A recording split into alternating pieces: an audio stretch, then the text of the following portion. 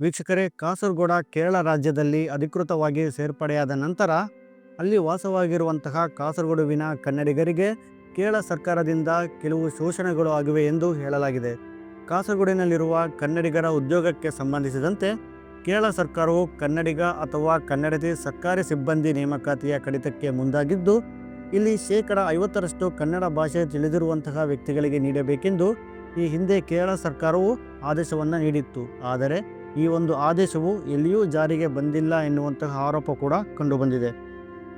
ಇದಾದ ನಂತರ ಕೇರಳ ಸರ್ಕಾರವು ಹೊಸದಾಗಿ ಯಾವುದೇ ಆದೇಶವನ್ನು ಹೊರಡಿಸಿದ್ದು, ಇಲ್ಲಿ ಕನ್ನಡ ಭಾಷೆ ತಿಳಿದಿರುವಂತಹ ಸರ್ಕಾರಿ ಸಿಬ್ಬಂದಿ ನೇಮಕಾತಿಯನ್ನು ಕನಿಷ್ಠ ಸಂಖ್ಯೆಯಲ್ಲಿ ಇಳಿಕೆ ಮಾಡುವ ವಿಚಾರವಾಗಿ ಭಾರೀ ಚರ್ಚೆಗೆ ಮುಂದಾಗಿತ್ತು.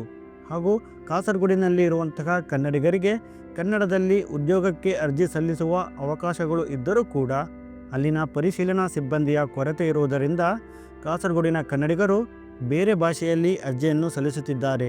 ಹಾಗೂ ಈ ಸಿಬ್ಬಂದಿ ನೇಮಕಾತಿಯ ವಿಚಾರಕ್ಕೆ ಸಂಬಂಧಿಸಿದಂತೆ ಬಿಜೆಪಿ ರಾಜ್ಯಾಧ್ಯಕ್ಷ BY ವಿಜೇಂದ್ರ ಅವರು ಕರ್ನಾಟಕ ಹಾಗೂ ಕನ್ನಡಿಗರ ವಿರುದ್ಧ ನಿರಂತರವಾಗಿ ಕೇರಳ ಸರ್ಕಾರವು ಗೊಂದಲವನ್ನು ಸೃಷ್ಟಿ ಮಾಡುವಂತಹ ಪ್ರಯತ್ನವನ್ನು ಮಾಡುತ್ತಿದೆ ಎಂದು ತಮ್ಮ ಅಭಿಪ್ರಾಯದ ಮೂಲಕ ವ್ಯಕ್ತಪಡಿಸಿದ್ದಾರೆ. ಮತ್ತು ಬಂಡೀಪುರದ ಅರಣ್ಯದಲ್ಲಿ ರಾಜ್ಯ ಸಂಚಾರಕ್ಕೋಸ್ಕರ ಕೇರಳ ಸರ್ಕಾರವು ಕಾಣದೇ ಇರುವಂತಹ ಕೆಲವು ಕಾರ್ಯಗಳನ್ನು ಮುಂದುವರೆಸಿದ್ದು, ಇದರ ನಡುವೆ ಕಾಸರಗೋಡಿನಲ್ಲಿ ಕನ್ನಡಿಗರಿಗೆ ಶೋಷಣೆಯಾಗುತ್ತಿದೆ ಎನ್ನುವ ಆರೋಪ ಕೂಡ ಕಂಡುಬಂದಿದೆ.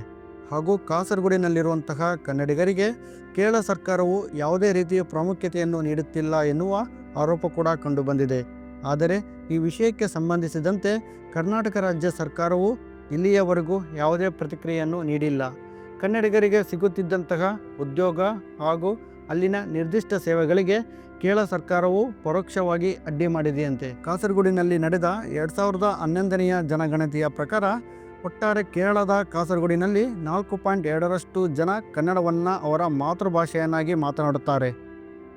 ಕಾಸರಗೋಡಿನಲ್ಲಿ ವಾಸವಾಗಿರುವಂತಹ ಕನ್ನಡಿಗರ ಕೆಲವು ವಿಚಾರಕ್ಕೆ ಸಂಬಂಧಿಸಿದಂತೆ ಕೇರಳ ಸರ್ಕಾರವು ತೆಗೆದುಕೊಂಡಂತಹ ನಿರ್ಧಾರಗಳಲ್ಲಿ ಮಾತ್ರ ಭಾರಿ ವಿರೋಧವಿದೆ. ಆದರೆ ಕರ್ನಾಟಕ ಸರ್ಕಾರ ಮಾತ್ರ ಕೇರಳದ ವಿಚಾರಗಳಲ್ಲಿ ತುಂಬ ಉದಾರ ನೀತಿಯನ್ನು ಅನುಸರಿಸಿಕೊಂಡು ಬಂದಿದ್ದು, ಕೇರಳ ಸರ್ಕಾರವು ಕಾಸರಗೋಡಿನ ಕನ್ನಡಿಗರಿಗೆ ವಿನಾಯಿತಿ ನೀಡುವುದರಲ್ಲಿ ಹಿಂದೇಟನ್ನು ಹಾಕಿದೆ ಎನ್ನುವ ಆರೋಪ ಕೂಡ ಕಂಡುಬಂದಿದೆ. ಕಾಸರಗೋಡಿನಲ್ಲಿ ನಡೆಯುವಂತಹ ಸಾಂಸ್ಕೃತಿಕ ಕಾರ್ಯಕ್ರಮಗಳ ವಿಚಾರವಾಗಿ ಒಟ್ಟಾರೆ 12 ವೇದಿಕೆಗಳು ನಡೆಯುತ್ತದೆ. ಆದರೆ ಆ ಕಾರ್ಯಕ್ರಮಗಳಲ್ಲಿ ಭಾಗವಹಿಸುವ ಯಾವುದೇ ಸ್ಪರ್ಧಿಗೆ ನೀಡುವಂತಹ ಸೂಚನೆ ಮತ್ತು ಮಾಹಿತಿಗಳನ್ನು ಕನ್ನಡ ಭಾಷೆಯಲ್ಲಿ ಯಾವುದೇ ರೀತಿ ನೀಡಿರುವುದಿಲ್ಲ. ಕೇವಲ ಮಲಯಾಳಂ ಭಾಷೆಯಲ್ಲಿ ಮಾತ್ರ ನೀಡಿರುತ್ತಾರೆ. ಮತ್ತು ಕೇರಳದ ಕಾಸರಗೋಡಿನಲ್ಲಿ ವಿದ್ಯುತ್ ಬಿಲ್ಗಳ ವಿವರಣೆಗಳನ್ನು ಮಲಯಾಳಂ ಭಾಷೆಯಲ್ಲಿ ನೀಡಿರುತ್ತಾರೆ. ಅಲ್ಲೂ ಸಹಿತ ಕನ್ನಡ ಭಾಷೆಯನ್ನು ಬಳಸುವುದಿಲ್ಲ.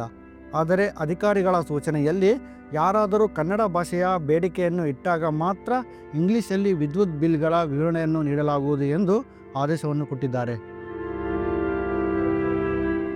ಪ್ರಾರಂಭದಲ್ಲಿ ಜಿಲ್ಲಾ ಮಟ್ಟದಲ್ಲಿ ನಡೆಯುವಂಥ ಕನ್ನಡ ರಚನೆ, ಕನ್ನಡ ಪ್ರಬಂಧ ಮತ್ತು ಕನ್ನಡ ಕವಿತೆ ಹೀಗೆ ಯಾವುದೇ ಸ್ಪರ್ಧೆಗಳಲ್ಲಿ ಕನ್ನಡಿಗರು ವಿಜೇತರಾದರೂ ಕೂಡ ಜಿಲ್ಲಾ ಮಟ್ಟದಲ್ಲಿ ಯಾವುದೇ ರೀತಿ ಅವಕಾಶಗಳನ್ನು ಕೊಟ್ಟಿರುವುದಿಲ್ಲ.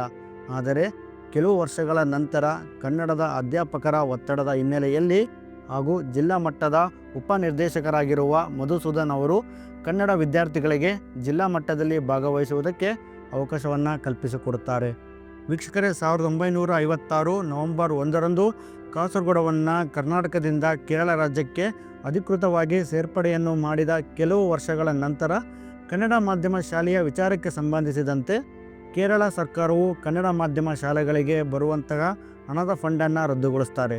ಮತ್ತು ಕನ್ನಡದ ಬಗ್ಗೆ ಅರಿವಿಲ್ಲದಂತಹ ಮಲಯಾಳಂ ಟೀಚರ್ಗಳನ್ನು ಕನ್ನಡ ಶಾಲೆಗಳಿಗೆ ನೇಮಕ ಮಾಡಿ ಕೇರಳ ಸರ್ಕಾರವು ಕನ್ನಡ ಮಾಧ್ಯಮ ಶಾಲೆಗಳನ್ನು ತುಳಿಯುವಂತಹ ಪ್ರಯತ್ನವನ್ನು ಮಾಡುತ್ತೆ. ಇದರಿಂದ ಅಲ್ಪಸಂಖ್ಯಾತರ ಕನ್ನಡ ವಿದ್ಯಾರ್ಥಿಗಳಿಗೆ ತುಂಬ ತೊಂದರೆಗಳಾಗುತ್ತೆ. ನಂತರ ಇದೇ ವಿಚಾರವಾಗಿ ಕನ್ನಡ ವಿದ್ಯಾರ್ಥಿಗಳು ಹೋರಾಟ ಮತ್ತು ಪ್ರತಿಭಟನೆಗಳನ್ನು ಮಾಡ್ತಾರೆ. ಹಾಗೂ ಕನ್ನಡವನ್ನು ಮಾತನಾಡುವಂತಹ ವಿದ್ಯಾರ್ಥಿಗಳು ಪ್ರತಿ ಶಾಲೆಯಲ್ಲಿ 4 ವಿದ್ಯಾರ್ಥಿಗಳಿಂದ ಹೈಕೋರ್ಟ್ಗೆ ಅರ್ಜಿಯನ್ನು ಸಲ್ಲಿಸ್ತಾರೆ.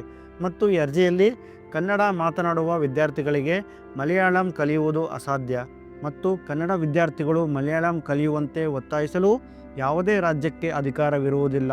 ಆದ್ದರಿಂದ ಮಲಯಾಳಂ ಭಾಷೆಯನ್ನು ಕಡ್ಡಾಯ ಭಾಷೆಯನ್ನಾಗಿ ಮಾಡುವುದು ಕಾನೂನಿನ ಪ್ರಕಾರ ಸಂವಿಧಾನದ ಅತಿರೇಕವೆಂದು ಪರಿಗಣಿಸಿ ಮಲಯಾಳಂ ಕಡ್ಡಾಯ ಭಾಷೆಯನ್ನಾಗಿ ಮಾಡುವುದನ್ನು ರದ್ದುಗೊಳಿಸಿ ಎಂದು ಹೈಕೋರ್ಟ್ಗೆ ಅರ್ಜಿಯನ್ನು ಸಲ್ಲಿಸ್ತಾರೆ. ಆದರೆ ಹೈಕೋರ್ಟ್ ಕೊಟ್ಟ ನಿರ್ಧಾರವೇ ಬೇರೆಯಾಗಿರುತ್ತೆ.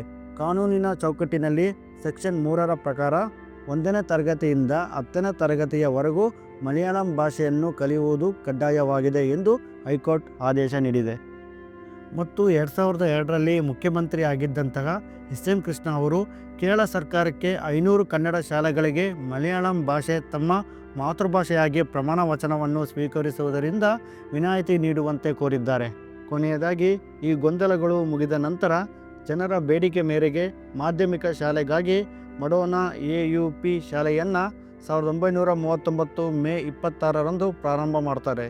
ಮತ್ತು ಈ ಒಂದು ಸಂಸ್ಥೆಯು ಕೇವಲ ಅಲ್ಪಾವಧಿ ಸಮಯದಲ್ಲಿ ತುಂಬ ಒಳ್ಳೆಯ ಬೆಳವಣಿಗೆಗಳನ್ನು ಕಾಣುತ್ತೆ. ಇದಾದ ನಂತರ ಮೇ 27, 1940ರಂದು ಮತ್ತೊಂದು ಶಾಲೆಗೆ ಅಡಿಪಾಯವನ್ನು ಹಾಕ್ತಾರೆ.